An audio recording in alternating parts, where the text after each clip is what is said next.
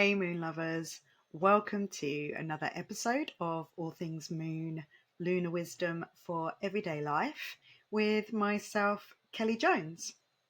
And today we find ourselves on a first quarter moon. It is Sunday, May the 4th, and it is around about 4:30 in the afternoon here in the UK.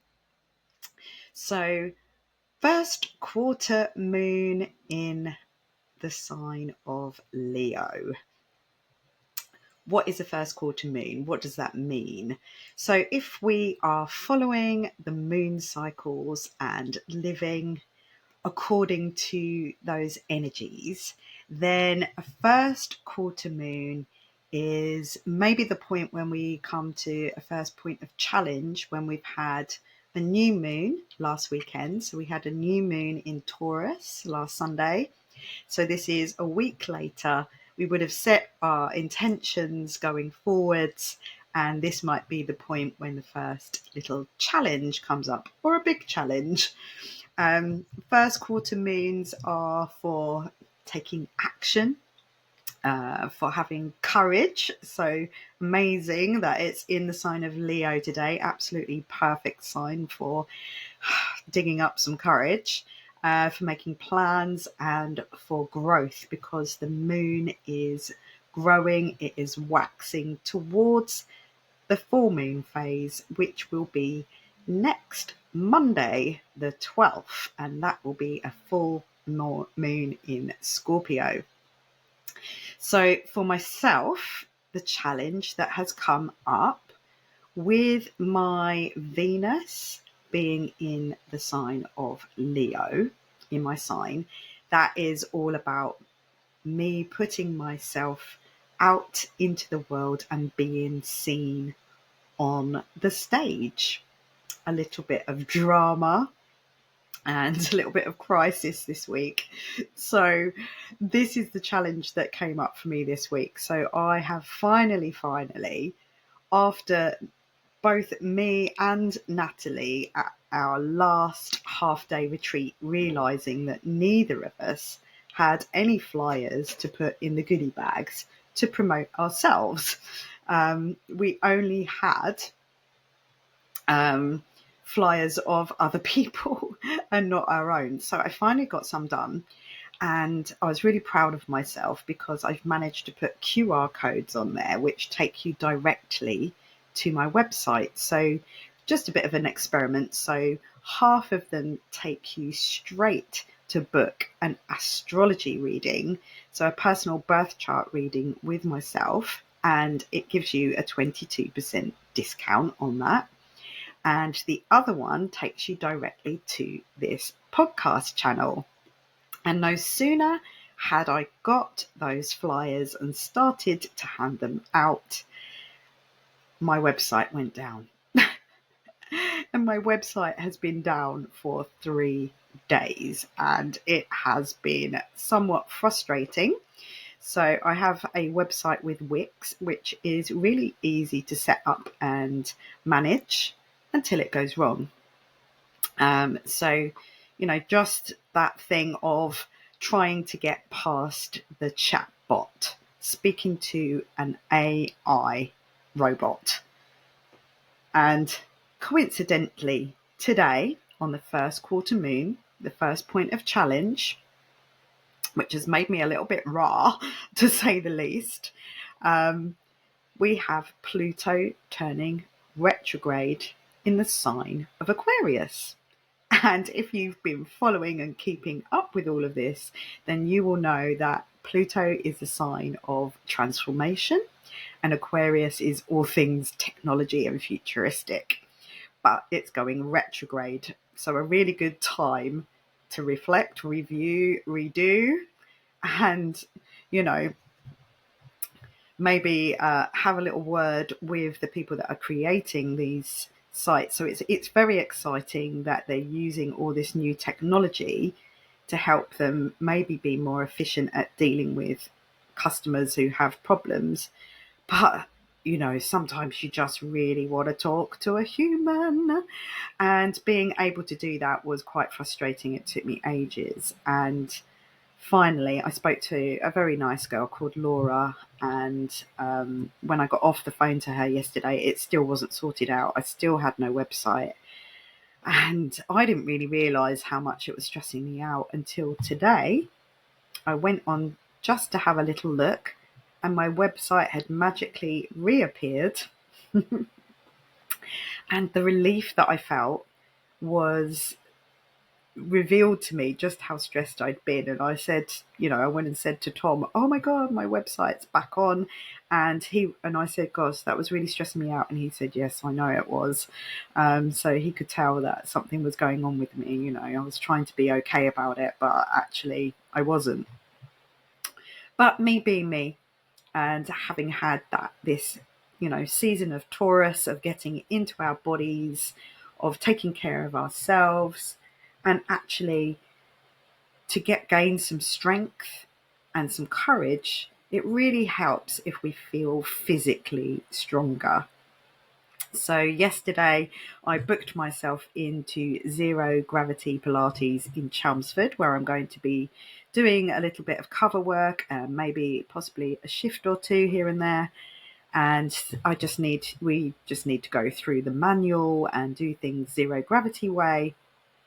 So the easiest way for me to learn that is to physically go and take part and learn how to do it. So I did a really hardcore Pilates reformer session there yesterday, but it felt so good to actually push my body through the comfort zone, through a little bit of discomfort, not pain, but discomfort, good discomfort, that working hard and taking yourself past that place where you're sort of comfortable to stay and move and push through it to gain a little bit of physical strength, which ultimately helps us to feel more confident, stronger, more powerful, gives us more courage.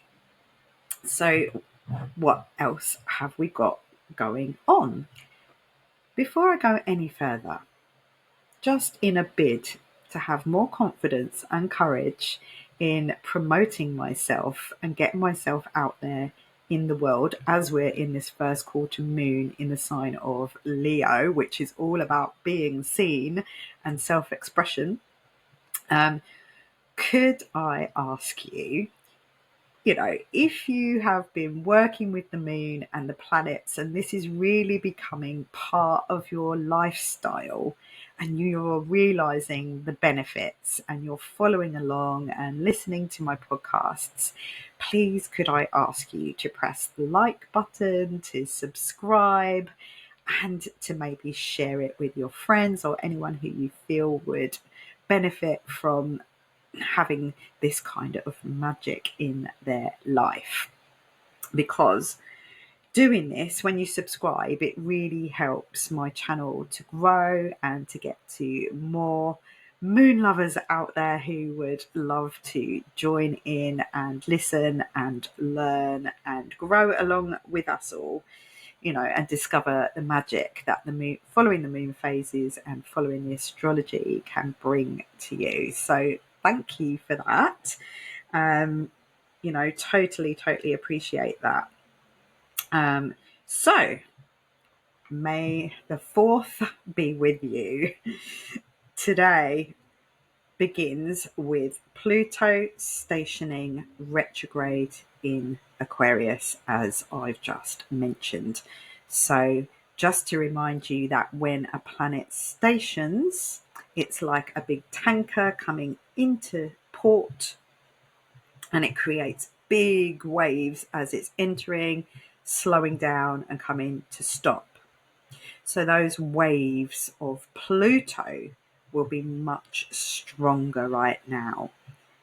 As it'll be retrograde for a while, it will probably simmer down a little bit as the waves die down, and then when it begins to start to move forwards again, those waves will come back up.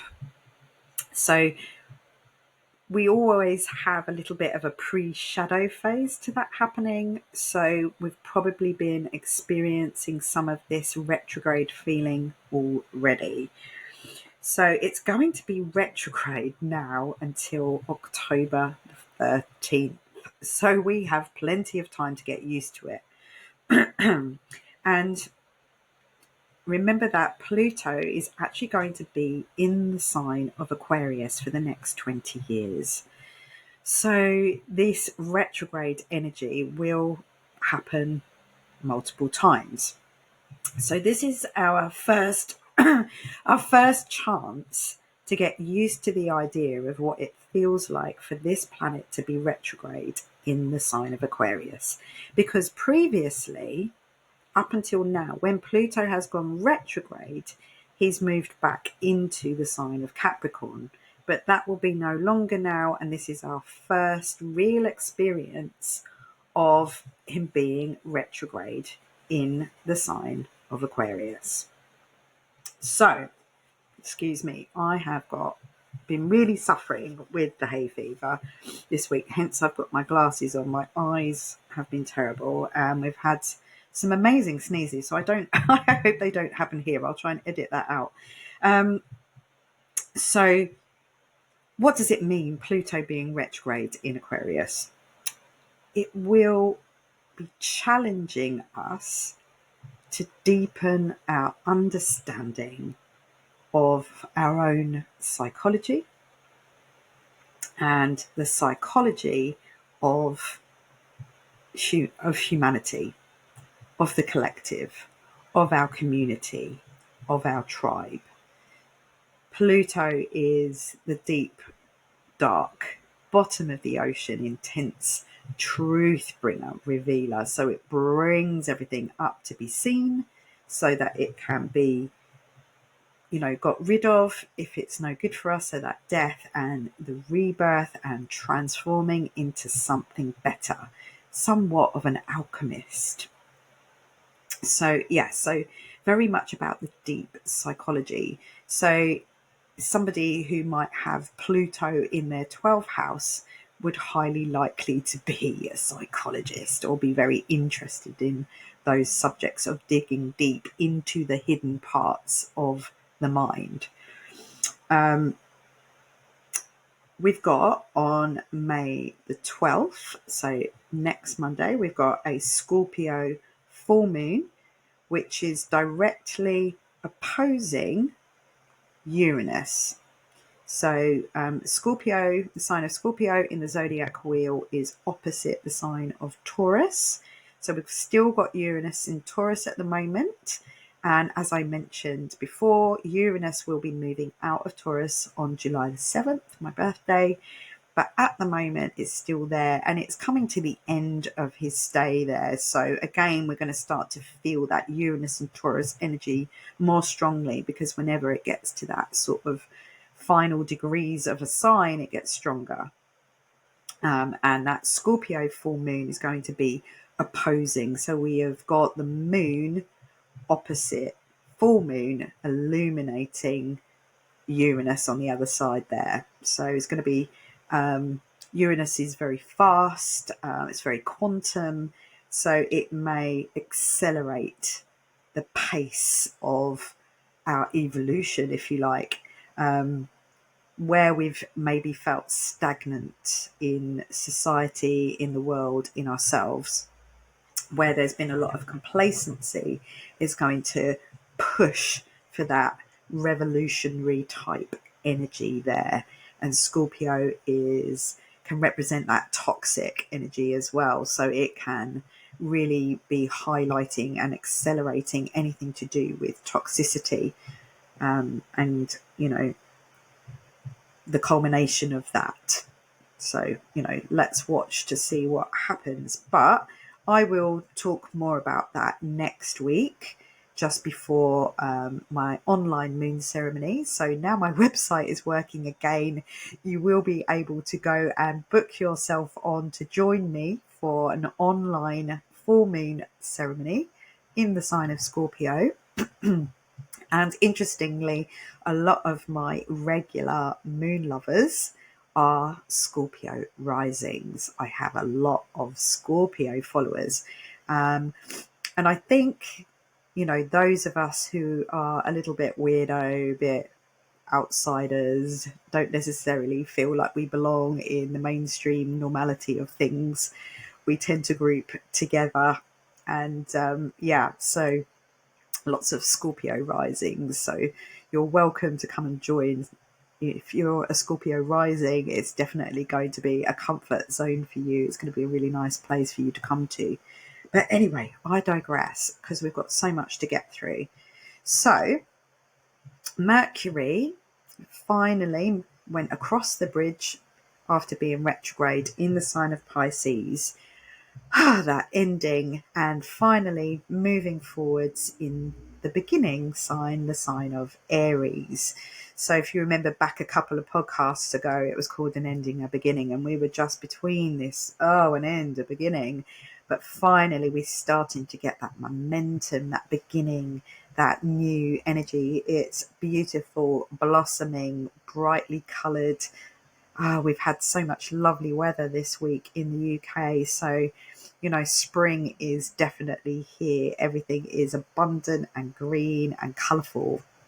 So we're really starting to get that lovely newness energy, that sense of possibility and hope back, where we can finally take some action. So with Mercury being in Aries now until the 10th, so we've only got another 6 days of Mercury being here.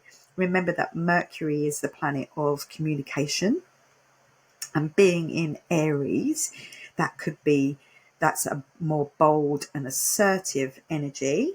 So especially after being retrograde in the sign of floaty Pisces, where it's a little bit sort of, no boundaries and doesn't really want to upset the apple cart. Now that Mercury is in Aries, our communication can be much more assertive, much more spontaneous, much more bold, and we will be much more likely to make a quick decision. We're going to want to make decisions much more quickly now after being a little bit discombobulated. Remember, we do still have Neptune in Aries now, so, we still have got that illusionary energy. So I would say, even though we are more likely to think of a very pioneering idea and to be much more direct in how we voice our ideas, beware of making hasty decisions. Be sure to check out whether it really is real, what you are deciding on, and it's not some fantastical illusion that you've got going on. So, Aries is typically very impatient, very headstrong, and our responses can be similar. So, if you're trying to make a decision or if you're having a discussion, don't be surprised by your own defensiveness or somebody being very combative towards you. Just take a breath, make sure you're clear before you are too hasty and headstrong in your communication. Mercury will be moving into Taurus on the 10th. So then that communication can be much more grounded, much more practical, and less spontaneous. So maybe, give it a few days and wait for that time to really be clear on those decisions. But, if you happen to just say it how it is, then, forgive yourself, because if it's supposed to come out, it's supposed to come out, and we always learn and grow from it. So next up, we have Venus finally crossed that bridge as well. So do you remember that Mercury and Venus were traveling retrograde together in the sign of Pisces, and now they've both moved forwards. So Venus has finally crossed the bridge from the ending to the beginning again, and she can now be more bold in moving forwards with her actions.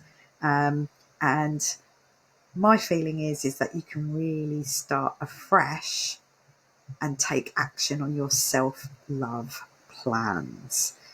You know, she's in Aries now until June the 6th. So you've got a nice, good long time to use this Aries energy.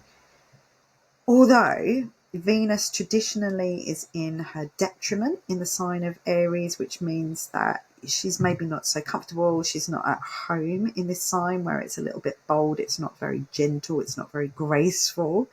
But Venus is all about desire, passions, and self-worth. So Aries is all about me and the I am. So you can see where this is a really good time to take action on your self-love, your self-worth, you know, being strong and unapologetically empowered.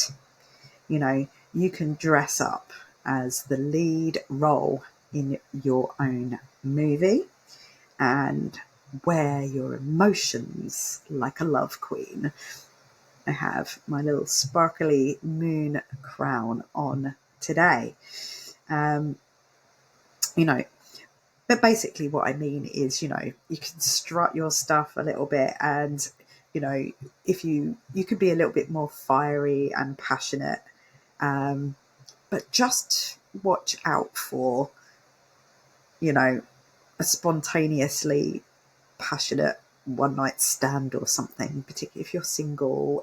You know, even if you're not single, just watch out for that energy of, oh gosh, you know, I got a little bit too hot there, and I've made a little bit of a mistake, because that energy that comes up, that really intense, fiery, passionate energy, particularly with this Pluto retrograde energy, that's that deep, dark, intense. We've got this Scorpio full moon coming up, so we've got that fullness coming up.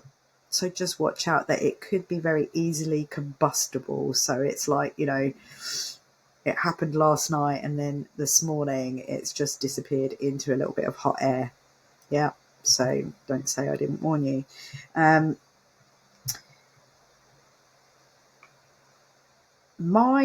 So, you know, take a look at your chart and see where Aries is on your chart. So see which house area that is, and then you'll know where this Mercury, spontaneous communication, much more direct communication, will show up for you, where this Venus, self-love, self-worth, will show up for you.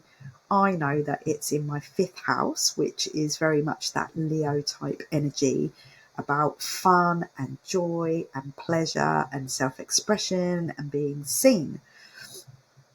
So particularly after the clashes that we've had with Mars and Pluto opposite each other last week, and that Venus and Saturn energy that really did bring some challenges into my relationship right up until beginning of this past week. And I've really felt the difference as this week has gone on, and we've got this much more Venus-y energy in Aries, moved away from Saturn, and now that Mars-Pluto opposition is starting to disengage. I'm feeling a little bit more like some repair is possible. And on the 1st and the 2nd of May, Venus was in a conjunction with Neptune. And I know that that can make for a really good romantic date night energy. So if I didn't tell you about that before, I'm sorry. But you may have noticed it come up anyway. Didn't happen for me on the 1st or the 2nd, but by yesterday, the 3rd, we had a lovely date night last night. Actually got a little bit dressed up, went a little bit all rock chick last night, and went out for dinner. So, yeah, really, really good energy at Venus conjunct Neptune. What we've got coming up on the 6th of May, so that is on Tuesday, Venus will be forming what's known as a sextile, so that's a really nice harmonious energy with Pluto, so Venus and Pluto. So where Pluto gets a bit of a bad rap, doesn't he, for being a bit of a troublemaker and a bit sort of, destructive.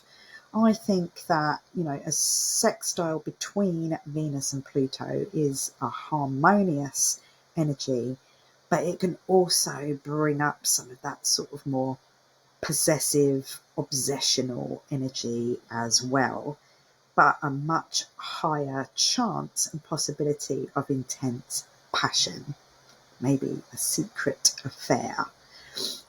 But also that need to dig deeper into the truth of maybe how you feel in a relationship and how the other feels in that relationship. So you might be having that sort of deeper, more intense, passionate conversation with that direct energy with Mercury. Yep. So, see how that plays out this week as well. So that's Tuesday when that is most likely. It doesn't cause these things to happen. It's just all these archetypal energies. The symbology is that these things are more likely. We can utilize them to a greater effect if we know about them in the first place. So remember, look at where that Aries is in your chart, which house area it is, so you can be aware of where these energies which area of your life these energies are most likely to show up for you. So just as Mars and Pluto start to disengage from that opposition, we've got the Pluto retrograde today, as I've mentioned, in the sign of Aquarius. So remember that retrogrades, no matter what planet it is a time to reflect, review, renew, redo, under the subject of that archetype. So anything that Pluto represents and where that falls for you in your chart. So have a look at where Aquarius is in your chart. So excuse me, keep having to wipe my nose here. I'm really sorry about that. So I took a look at my chart before I came on here to see where this Pluto retrograde is happening for me, and it's right over my part of fortune, so, or otherwise known as Fortuna. So the planet Pluto, so remember this, is associated with transformation, with rebirth, the unconscious, and the part of Fortuna, represents luck and fortune. So that would be where that is in your chart. So no one talks about the part of fortune too much, but I'm quite intrigued by it. So I like to take a look at, where the fortune part of my chart is. And we've got Pluto conjunct my Fortuna, so it is transiting over it right now. So profound transformations and shifts in fortune if I pay attention. That is in my third house. So Aquarius is in my third house. I use a whole sign houses system. So that's the whole sign of Aquarius is in the third house for me. So telling you this to give you an idea of how you can go and look to see how that shows up for you. So it suggests that good fortune comes to me through third house subjects. So that would be connecting and communicating with other people. So I'm hoping that by my talking to you, with sharing with you, communicating with you. And also it's around your local area, your neighbourhood. So that for me suggests that I need to get out and meet more local people, communicate and connect with them to help bring that transformation in fortune for myself. So, which, if you think about it, that you can understand why I was so stressed about my website, and all this. I've got flyers to lead you to my podcast so that I can communicate with people, and that was all down this week, but it's all back up today, so we're past that point of challenge already. So can you see how, when I tell you these little stories of how piecing it together, you can start to read things for yourself? And obviously, if you would like some help on that, then my 22% discount is still available. That is going right until the 22nd of June, when I am doing a summer solstice retreat that day. So that will be the final day of that offer to take me up on it.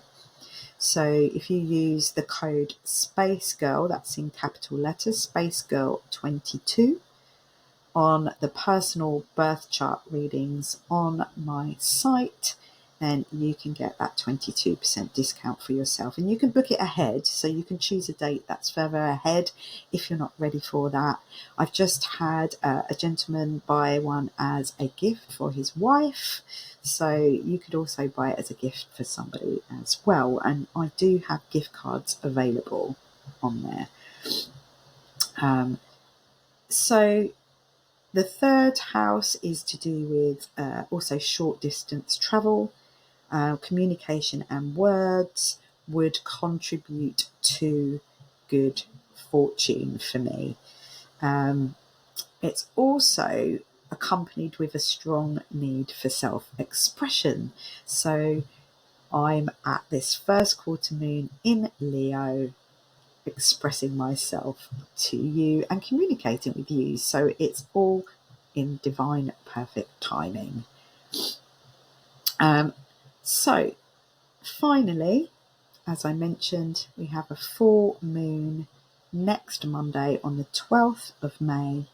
That's at 22 degrees of Scorpio. So we will be diving deep into what all of that means on Monday the 12th at 8 p.m. UK time. It's on Zoom, so you can join from anywhere in the world as long as you're awake and up. And also, if you're not awake and up, you can still book on and I will send you the recording. We always record it, so I can send that to you so you can join in the next day. And you always have at least 3 days afterwards to use that energy of the full moon or the new moon. I'm just going to remind you to press the like and subscribe button, to check out my events on my website. And I thought today what I would do, just to finish off, because everything is abundant and all the medicine is growing out there outside in the garden, I have these little tiny weeny little cards which come along with this beautiful book, the Herbiary. I know that's backwards for you, but the illustrated Herbiary, which I got from a place called St Nectan's Glen in Cornwall. It's very, very magical. So I thought I would just pick us a little card, see what comes out. And as always, I hope that, this has served you in some way. And please, there is the possibility, I do keep my comments open. So please do, if there's anything that you would like me to talk about, that you'd like to know about. I can't do anything personal about your personal charts on here, but if there's a subject you'd like me to cover, if you'd like me to do a Q&A, then please do let me know. And also please do share any of your stories where you've noticed any of these energies coming up for you. And because it helps. I'm always telling you my stories, but it'd be really nice to know somebody else's. And if you give me permission to share, I don't need to tell anyone your name, but it's always good to share stories that are reassuring and entertaining and informative. Okay, so we have got, talking of the medicine growing out in the garden, this particular medicine grows in pretty much everybody's garden unless you have AstroTurf. So if you have grass, if there's a grassy bank anywhere, if you're going for a walk anywhere, in the woods, in a field, doesn't matter, you will come across this stuff everywhere. And this is plantain. I'll just try and get that. My screen, it looks a little bit blurry. Trying to get that to focus. I can't get it to focus, but this is plantain. And that's not the banana that you get in Caribbean food. It is the thing that everyone thinks is a weed. And you can get it in as a narrow leaf and a broad leaf. And it's very easy to identify because it's got very, very thick ribs down it if you look it up. So make sure you check it out so you're getting the right thing. But plantain, and it says up here, rewild. So if you have got AstroTurf in your garden, maybe it is a message to you to rewild your garden, which as gardeners, that is something that we specialise in. So if you're a bit concerned that for the bees and the butterflies and wanted to encourage all of that to nature to have more places to be because we've got rid of it all and made it into a concrete jungle, and now we're realising the error of our ways, then rewilding is the message here. And then I would just look this up in this beautiful book for us and see what it's got to say. So plantain, rewild, page 68. So so you can see it a bit more clearly now. There we go. So that's the plantain. And this is an illustration, but as you can see, it's got these really thick ribs on it. So I will read this to you.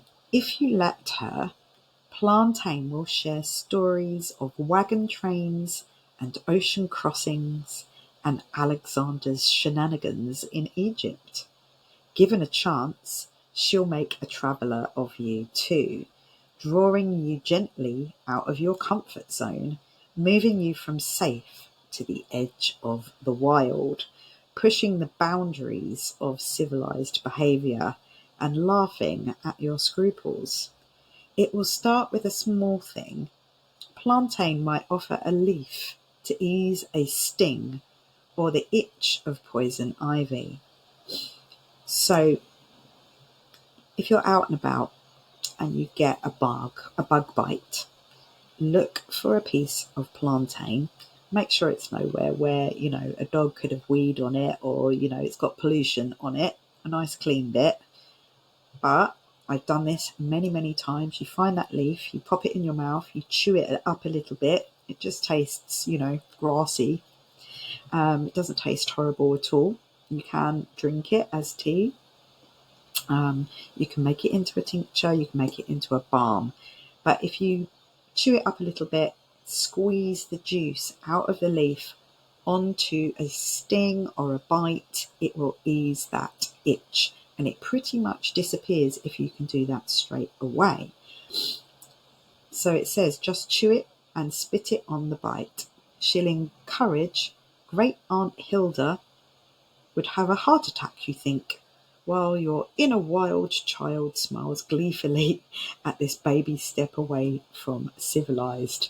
So, I have done this in front of my family, in front of my nieces, in front of people who have got no idea and they think it's just a weed and they're like, oh my goodness, what are you doing picking that up and sticking it in your mouth? But you do feel a little smug when you squeeze it on and the bite goes away and you don't suffer. So it has a beautiful little ritual and reflections in here. It says here, people have a hard time letting go of their suffering out of a fear of the unknown. So some people would rather suffer having that bite and that sting, getting all inflamed and itchy and irritating and sore, than taking a piece of plantain leaf and chewing it and spitting it, squeezing the juice onto the bite. You know, they prefer suffering that is familiar. So remember when you were a kid and you'd lie on the ground feeling the grass tickle your back and the sun warm your face. Remember when rolling log-like down a hill was the perfect afternoon activity. Plantain doesn't ask you to step away from your true self and into some unknown version of you. She asks instead that you dust off the unruly and slightly wild but deeply connected side of yourself that gets pushed into the background when you're busy being an adult. She reminds you of your childlike wonder and joy in the basics. Lie on the ground and let the earth support you. Feel the sun on your face and sense the clouds chasing shadows across your closed eyelids. Remember the joy in this simplicity. This is a place to which you can always return. All through the joy of a weed called plantain, which is actually an amazing magical herb. Look it up, check it out. Ask me all about it. And I'm going to go now, and I wish you all a wonderful week. I hope you get past your first quarter moon challenges in the sign of Leo. I hope that you get to experience some of this Venus passion and that you can make decisions without being too spontaneous and headstrong. And I'll see you all next